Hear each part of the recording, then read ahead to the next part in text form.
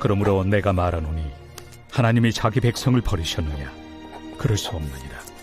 나도 이스라엘이니요 아브라함의 씨에서 난 자요 베냐민 지파라. 하나님이 그 미리 아신 자기 백성을 버리지 아니하셨나니 너희가 성경이 엘리야를 가리켜 말한 것을 알지 못하느냐? 그가 이스라엘을 하나님께 고발하되. 제자라는 표현들을 우리나라가 굉장히 좋아합니다. 전 세계적으로 제자라는 단어를 가장 많이 사용한 나라 중에 하나가 우리나라래요. 더 재미있는 건 미국보다 우리나라가 제자라는 단어를 더 좋아한답니다. 그런데 이 제자라고 하는 표현을 제대로 사용을 못하는 나라가 우리나라인 거죠. 왜냐하면 우리는 제자 훈련이라는 과정을 만들어서 제자 훈련이라는 이름 아래 교육을 시켜요.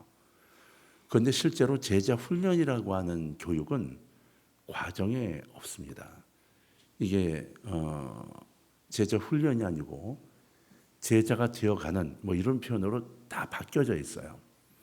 그래서 우리나라는 이 일반 성도님들이 착각을 굉장히 많이 하세요. 대구에서는 지금 제가 제자 훈련을 30년째 하고 있는데 우리 교회가 지금 가장 오래 하고 있고요. 저는 이제 평신도 목회하는 쪽이라 우리 교회는 목사는 저 하나입니다. 그러니까 군림하고 있습니다. 네. 우린 뭐 완전히 평신도들이 전부 다 하시기 때문에 각 부서 설교 다 평신도가 합니다. 장로님들, 집사님들이 다 하시고 제가 선교지를 이제 자주 나가는데 태국에 우리 센터가 있어서 그 센터를 좀 왔다 갔다 하느라고 이제 1년에 한 9번 정도, 많으면 적으면 한 5번 정도 갔다 오는데 그때마다 수요일을 비우잖아요. 비우면 제가 걱정하지 않고 그냥 나갑니다. 나가면 이제 제자훈련 받아가지고 이 가장 위에 있는 팀이 돌아가면서 수요일을 맡아가지고 이제 전부 평신도들이 수요일 날은 합니다. 진짜 은혜롭게 잘합니다. 그래서 이제 유튜브에 동영상도 다 떠 있는데 일반 부목사님들이나 목사님들이 진짜 집사 맞냐고 할 정도로 정말 뭐 교수도 있고 그다음에 약사도 있고 또 뭐 초등학교 선생님도 계시고 일반 직장인도 있고 있는데 제자훈련 저희 한 과정을 다 마칠 때가 10년이 걸려요. 딱 7개 과정을 거치는데 10년이 걸립니다. 그러니까 10년 걸려 교육을 받은 사람들이 그 시간을 맡아요. 자가격리 들어갔을 때도 그냥 저는 자가격리 들어갑니다. 그럼 자기들이 알아서 새벽에 다 나눠서 하고 난 다음에 이제 누가 했다고 이제 보고가 오죠. 오면 그냥 그런가 보다 그러고 그냥 지냅니다. 예산도 우리는 결제하는 거를 저는 각 기관으로 나가는 큰 결제만 합니다. 기관 내 결제는 부장들이 다 알아서 합니다. 감사 안 합니다. 왜? 그건 감사는 의심이 가서 하는 거잖아요. 그래서 저는 감사 안 합니다. 안 하고 그냥 믿고 맡겨 놓습니다. 하나님하고 네가 알아서 해결해. 띄어먹어? 그럼 하나님하고 해결해. 그래서 훈련받고 한 그것을 믿어주기 때문에 그러니까 조금 일이 늦어질 때가 있어요. 제 성품이나 이런 것들이 다른 일은 몰라도 하나님 일은 확실하게 그리고 빨리빨리 진행돼야 된다고 생각을 하는데 늦어질 때가 있어요. 그럼 막 속에서 열불이 납니다. 이거 이렇게 해서 이렇게 가지. 이게 그래서 결정이 나면 빨리빨리 하면 좋은데 이 평신도들이 일반 성도님들이 이제 그 직장 다녀야죠. 뭐 해야죠. 시간을 뭐 목사처럼 계속 일주일 동안 있는 게 아니니까 이게 늦어진단 말이에요. 그럼 제자들 양육을 하면서 가장 먼저 배울 건 뭐냐면 기다리는 겁니다. 그걸 기다려줍니다. 저희는 이제 누가 강사님이 오시게 되면 체제가 이렇게 돼 있어요. 강사님이 오시게 되면 강사님 아무개 오신다고 이제 광고를 하잖아요.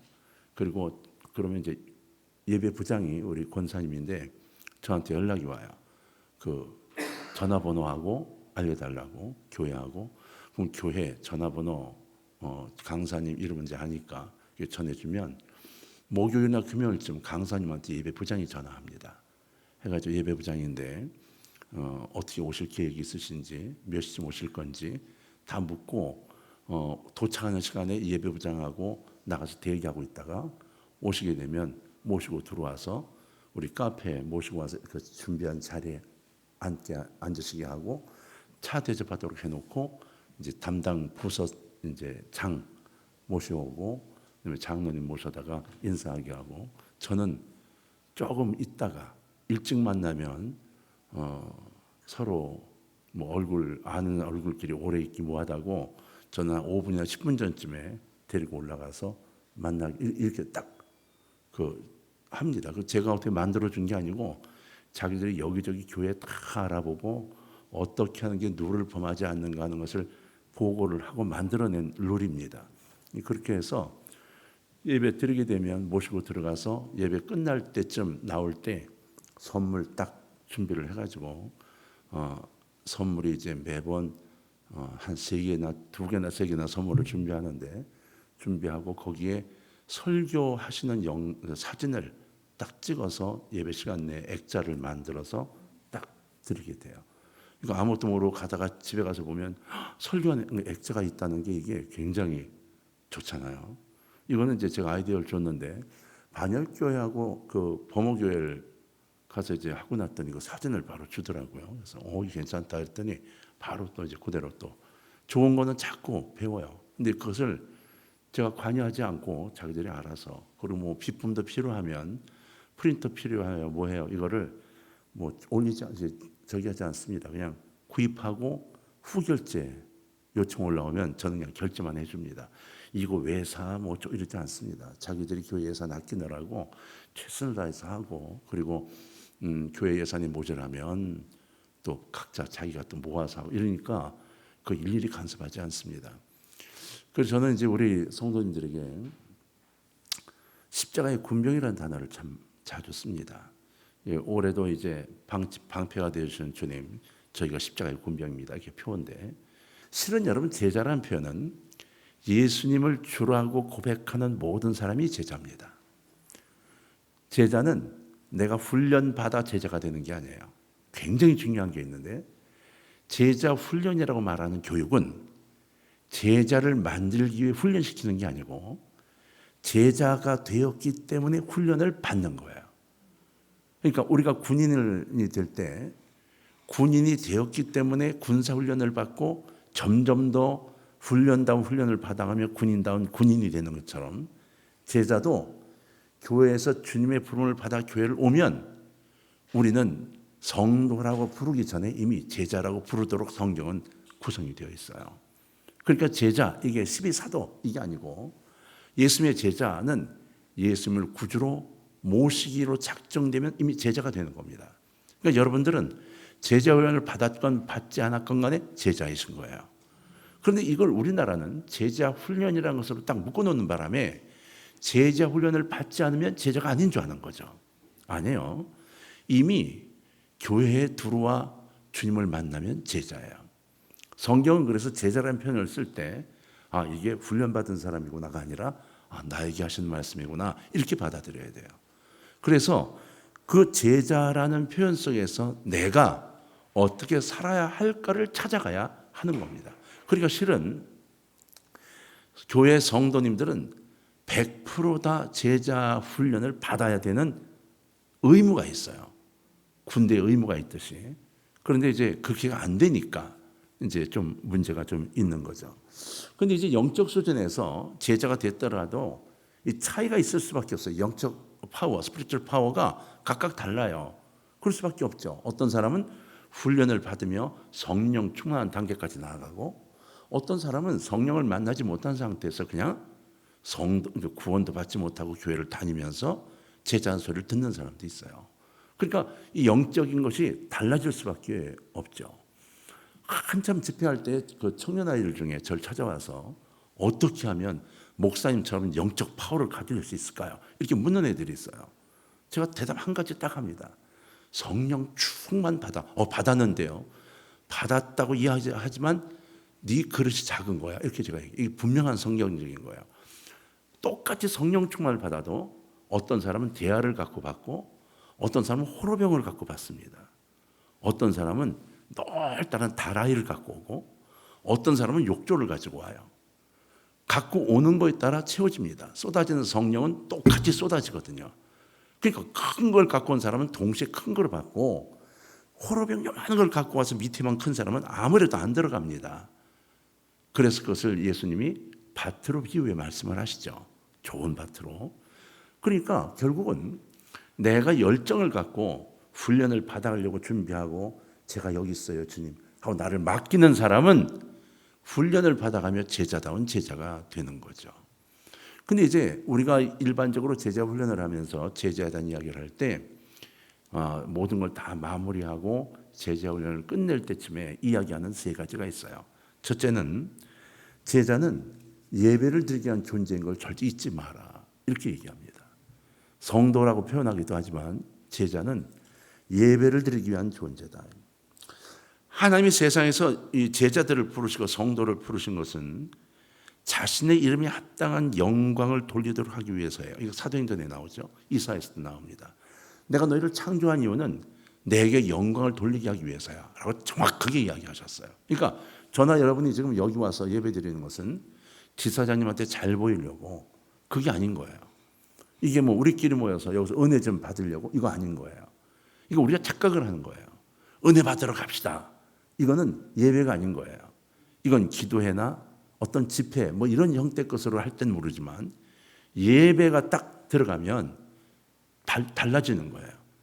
오늘 하나님은 내게 무엇을 원하실까? 내가 이 옷을 입고 가서 하나님 오늘 저 이거 입고 왔어요. 이렇게 하는 것이 가장 중요하다는 거죠. 그러니까 제자에게 예배는 하나님 영광을 위한 존재로서의 제자가 되는 거예요. 그러니까 예배는 굉장히 중요한 겁니다. 그것만이 아니라 두 번째로 하나님 백성이 가장 먼저 배워야 할 것, 제자들이 가장 먼저 배워야 할 것, 이것이 바로 예배인 거예요. 예배는 거룩한 존전이다. 하나님 앞에 무릎으로 나가는 것이다. 목회자는 주일 예배를 준비하고 인도하기 위한 사람이 절대로 아닙니다. 하나님 예배를 함께 드려가는 사람입니다. 두 번째는요, 성도들도 마찬가지예요. 정기 예배를 출석만 하면 아주 믿음이 좋은 사람이 인정이 돼요. 그래서 대부분 뭐라 하냐면 나 예배 잘 드렸어. 예배 드렸어. 이번 주 예배 드렸어. 이게 모든 것에 용납이 되는 단어로 변해버렸어요. 난 예배 드렸어. 아니에요. 예배 드리는 건 맞지만 그 주인이신 주님을 만났는가가 굉장히 중요하고 예배는 하나님 것임을 깨달아서 내 존재의 목적이 예배라는 사실을 간직하고 걸어가는 것을 발견해야 합니다. 잊지 않으셔야 될 게 있는데 우리 CTS나 우리 전체가 다 예배의 가장 중요한 우리 제자들의 존재의 목적은 예배입니다. 예배. 생각 좀 해보세요. 하나님 혼자 계시면 예배가 필요하겠어요? 필요 없어요. 제자들이 있기 때문에 예배가 필요한 거예요. 너희들이 나에게 영광을 돌리고 나를 만나. 그래서 나를 닮아가 그 예배가 필요한 거죠. 두 번째는 제자들은 이 제자라는 공동체, 소위 교회죠. 제자들의 공동체는 세상을 구원하기 위해 존재한다는 거예요. 이게 사도행전에 다 들어있는 이야기입니다. 교회는 그리스도의 증인으로 부름을 받아서 다시 세상으로 보냄을 받는 거예요. 이게 제자예요. 그냥 제자 훈련 받고 내가 좋아서 내가 좋사오니 이건 제자가 아니에요. 제자는 훈련을 받고 뜨거워지면 세상으로 보냄을 받아야 합니다. 그래서 우리 마찬가지 권사전단이나 우리 여성합창단도 실은 지난번에 제주 다녀오셨다는 게 여성합창단이에요? 권사합창단? 이상하게 필요할 때는 오라 그러면서 그럴 때는 오라는 얘기 안 하고 그러시대요. 그럴 때 좀 오라 그러면 같이 갑니다. 오라고 얘기 안 하고 그냥 그럴 땐 슬그머니 가시고 막 그러대. 그리고 가서 코로나 걸려서 오고 막 그러대. 그런데 우리의 존재 목적이 예배여야 하기 때문에 저는 우리 두 합창단이 이런 걸 좀 했으면 좋겠어요. 어디 무대를 만들고 이게 아니라 자연스럽게 모이고 마치고 또는 저녁에 식사를 하시고라도 얼마나 좋아요. 뭐 수성못 뭐 멀지도 않잖아요. 바람 쐬러 가서 거기서 연주하시는 거야. 그냥 연주회를 하는 게 아니라 그냥 거기서 찬양을 하는 거예요. 화음 맞춰서. 얼마나 기적조풍하겠어요. 거기서 버스킹을 하는데 찬양으로. 거기서 그냥 잘난 척하고 주머니에 손 넣고 이러한 게 아니라 다 주님 앞에 드리는 예배의 마음으로 찬양을 하는 거예요. 제가 선교단 지휘를 오래 했어요. 고등학교 선교단 지휘를 인천에서 자랐는데 고등학교 연합 합창단을 지휘를 오래 했어요. 그 중에 하나 한 게 그거예요. 한 달에 한 번씩 공원을 애들을 데리고 올라갑니다. 주일날 저녁에 모여! 그래서 공원에 다 모여요. 모여가지고 캄캄한 공원에서 아카펠라로 찬양을 4곡이나 16곡 죠. 그러면요 소리가 워낙 은혜롭잖아요. 그리고 애들이니까 막 감동이 막 눈물을 흘리며 부르거든요. 그러면 공원 여기저기 숲을 캄캄한 데서 하나씩 둘씩 일어나요. 남녀. 거기서 뭐 하고 있었는지 모르지만 잘 일어나요. 그럼 다 모여듭니다. 그러니까 나중에 팬이 생겨가지고 마지막 주 저녁에 가는데 그 주에 거기에 사람들이 모여 있어요.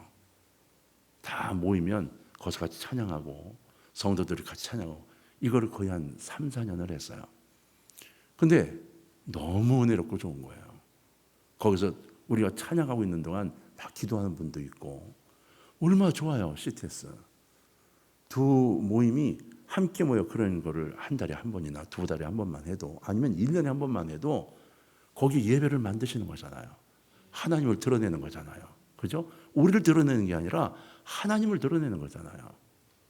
저는 그 진짜 부탁드리고 싶어요. 세 번째는요. 제자가 해야 될 세 번째는 양육하고 훈련을 계속하는 거예요. 양육받고 훈련하는 거. 그러니까 내가 양육을 받았잖아요. 그럼 훈련하는 거예요. 저희는 그래서 훈련을 받으면서 10년을 지나면 그 반에서 양육할 사람들이 바로 나옵니다. 그래서 또 다시 맡아요. 저 같은 경우는 저희가 이제 시작을 하면 처음에 교회 오면 새신자 교육부터 시작해가지고 전체 과정이 10개가 돼요. 새신자 교육, 1:1 교육 뭐 쭉 해가지고. 근데 제자 훈련 교육만 7개 과정입니다. 근데 7개 과정과 전체 과정을 저는 끝에 2개만 합니다. 영적 전쟁 고급하고 영적 전쟁과 미션, 전도 그 2개 과정만 하고 이 전도 과정을 마친 이게 소위 이제 지도자 과정이죠. 이걸 마친 사람들이 맨 밑에 이제 세가족부, 그다음 제자반 초급, 중급, 고급, 영적 전쟁 초급, 중급까지 맡게 됩니다. 그 전부 평신도들이 다 가르칩니다. 그 저희 반은 저희 교회는 오면 평일날이고 뭐고 항상 사람들이 항상 뭐 왔다 갔다 합니다. 여기저기서 교육받느라고. 이 코로나 있는 동안도 합니다. 어느 정도냐? 못 모이게 하잖아요. 줌으로 합니다. 줌으로.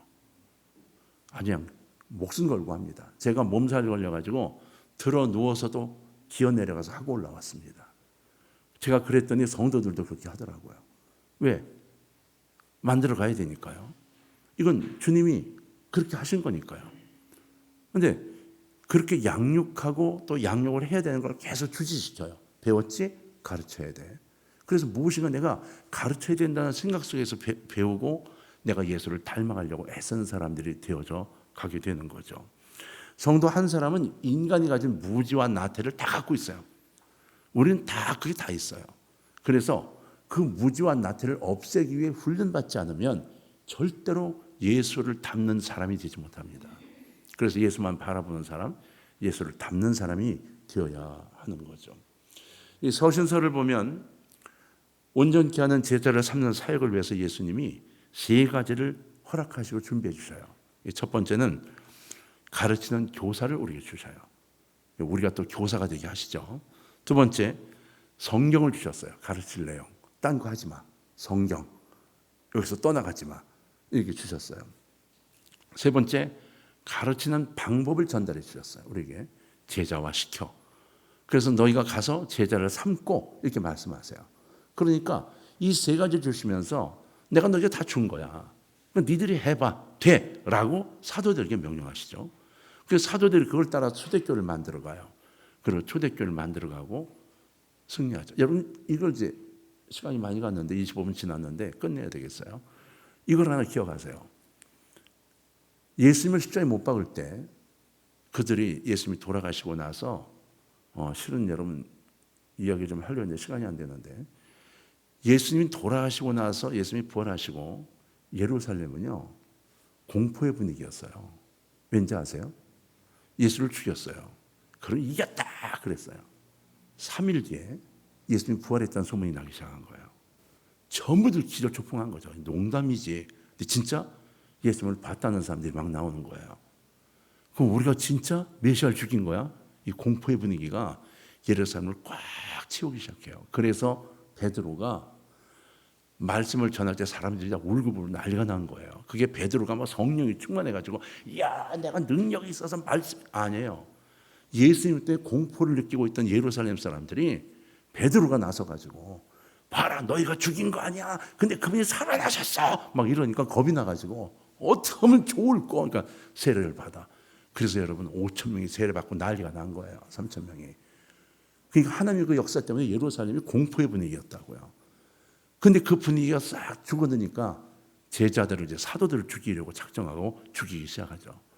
사도들을 딱 죽게 하니까 순교를 한 걸 했죠.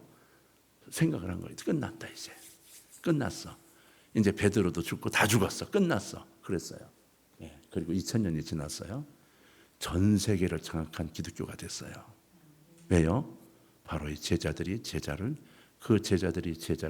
계속 양육해 온 거예요. 우리도 모르게 지금 제자의 양육을 하고 있어요. 우리 자식들이 우리를 보고 배우고 있고 우리 교회 젊은 성도들이 우리를 보고 배우고 있어요. 이왕이면 우리가 좀 더 확실하게 주의 말씀을 배우고 주님을 닮아서 우리 다음 세대에게 좀 더 확실하게 주님을 전달하는 것이 있어야 되지 않겠습니까? CTS가 그 일을 담당하고 또 그 일로 감사하는 아름다운 역사가 있었으면 좋겠습니다.